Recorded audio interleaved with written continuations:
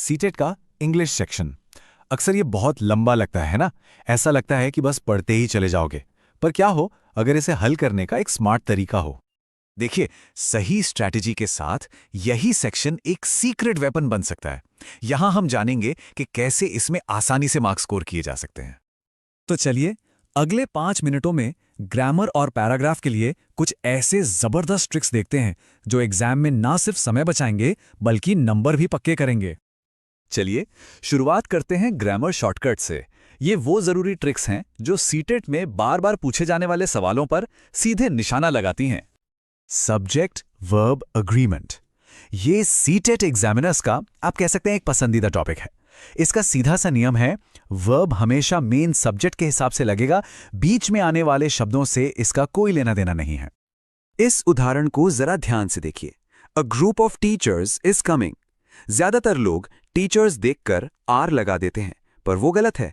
यहां हमारा main subject a group है जो कि सिंगुलर है, इसलिए वर्ब भी इज ही होगा। तो फिर असली सब्जेक्ट को पहचानने का शॉर्टकट क्या है? बहुत सिंपल है, बस ऑफ, विथ, अलोंग विथ जैसे शब्दों को इग्नोर कर दीजिए। मेन सब्जेक्ट अपने आप सामने आ जाएगा। चलिए अब अगली ट्रिक पर चलते हैं। यह है आर्टिकल का साउंड रूल। हमेशा याद रखिए, ए या एन लगेगा, इसका फैसला अगले शब्द की स्पेलिंग से नहीं बल्कि उसकी साउंड, उसकी आवाज से होता है। देखिए ये कैसे काम करता है। एमबीए शुरू तो एम से होता है, पर साउंड एम का है जो एक वावल साउंड है, इसलिए हम एन एमबीए इस्तेमाल करते हैं। इसी तरह वन का साउंड व जैसा है तो ए 1 रुपी कॉइन, और ऑनेस्ट का साउंड ओ से शुरू होता है, इसलिए एन ऑनेस्ट बॉय।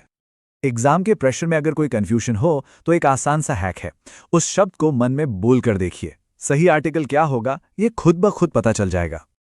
हमारी तीसरी ट्रिक सच में एक गेम चेंजर है, टाइम वर्ड से टेंस को पहचानना। सेंटेंस में कुछ खास शब्द होते हैं जो खुद ही बता देते हैं कि कौन सा टेंस इस्तेमाल करना है। जैसे अगर सेंटेंस में येस्टरडे दिख गया तो बस पास्ट टेंस ही इस्तेमाल होगा, ऑलरेडी दिख गया तो प्रेजेंट परफेक्ट आएगा, और टुमारो फ्यूचर टेंस का सिग्नल है। ये एक सीधा साधा कनेक्शन है। तो ये रही एमसीक्यू के लिए एक फुल प्रूफ स्ट्रैटेजी। सबसे पहले टाइम वर्ड को ढूंढें, फिर उस वर्ब वाले ऑप्शन को चुनें जो उससे मैच करता है। बस इतना ही आसान है ये। अब आते हैं एरर डिटेक्शन पर। गलतियां तेजी से पकड़ने के लिए इस फास्ट चेकलिस्ट को इसी ऑर्डर में इस्तेमाल करना है। सबसे पहले सब्जेक्ट वर्ब अग्रीमेंट चेक करें, फिर टेंस, फिर आर्टिकल्स, उसके बाद प्रीपोजिशंस और आखिर में प्रोनाउंस। और ये तरीका इतना कारगर क्यों है? क्योंकि सच्चाई ये है कि सीटेट में लगभग 90% ग्रामर की गलतियां इन्हीं 5 कैटेगरीज में होती हैं, तो इस चेकलिस्ट को फॉलो करने से गलती मिलनी लगभग तय है। अब बारी है रीडिंग कॉम्प्रिहेंशन को मास्टर करने की।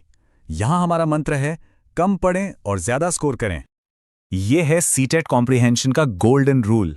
पैराग्राफ को कभी भी पहले पूरा मत पढ़िए। सुनने में शायद ये उल्टा लगे, लेकिन यकीन मानिए यही सबसे असरदार स्ट्रैटेजी है। तो ये मास्टर स्ट्रैटेजी बहुत ही आसान है। स्टेप 1, सबसे पहले सवालों को पढ़ें और कीवर्ड्स को अंडरलाइन कर लें। स्टेप 2, इसके बाद पैराग्राफ को सिर्फ उन कीवर्ड्स को ढूंढने के लिए तेजी से स्कैन करें। और स्टेप 3, आखिर में ऑलवेज, नेवर, कंप्लीटली जैसे एक्सट्रीम शब्दों वाले ऑप्शन को हटा दें। यहां 2 और तेज लेकिन जरूरी ट्रिक्स हैं। वोकैबुलरी के सवालों के लिए अगर किसी शब्द का मतलब नहीं पता तो पूरे सेंटेंस के कॉन्टेक्स्ट से उसका मतलब निकालने की कोशिश करें। और टाइटल वाले सवालों के लिए याद रखें कि सही टाइटल पूरे पैराग्राफ का आइडिया बताता है, सिर्फ एक लाइन का नहीं।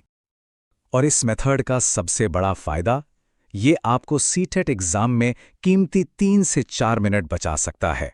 और हम सब जानते हैं कि वो समय दूसरे सवालों के लिए कितना जरूरी होता है।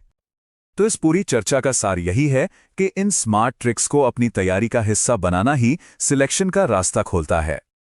हमेशा याद रखिए, लंबे चौड़े पैराग्राफ पढ़ने की जगह अगर स्मार्ट ट्रिक्स अपनाई जाएं तो सीटीईटी इंग्लिश में आसानी से नंबर बटोरे जा सकते हैं और सिलेक्शन पक्का किया जा सकता है। तो आखिर में एक सवाल सबके लिए, इन स्मार्ट ट्रिक्स में से कौन सी ट्रिक एग्जाम वाले दिन सबसे ज्यादा समय बचाएगी? इस पर सोचिए और अपनी खुद की एक स्ट्रैटेजी तैयार कीजिए।